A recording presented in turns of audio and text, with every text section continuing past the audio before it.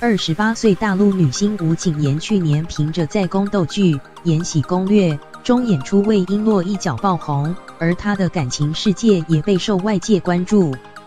近日有民众目击吴谨言和一名男星同游巴厘岛，被质疑热恋中。这名男星就是在《延禧攻略》中饰演和亲王弘昼的洪尧，引发网友热议。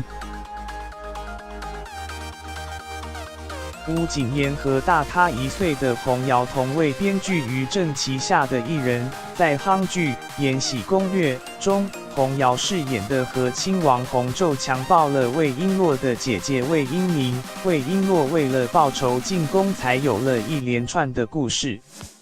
吴谨言和洪尧合演不仅这出日前热播的《皓鸾传》和时装剧《标化人生》也都有两人身影，外传两人就是因为合作《标化人生》擦出爱火。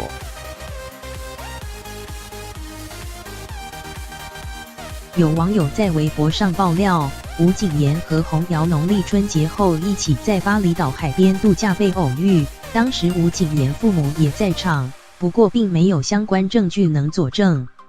消息传出后，也有网友绘声绘影地指出，几个月前就发现吴谨言在某音乐平台的账号都只关注洪尧，当时就觉得两人有猫腻。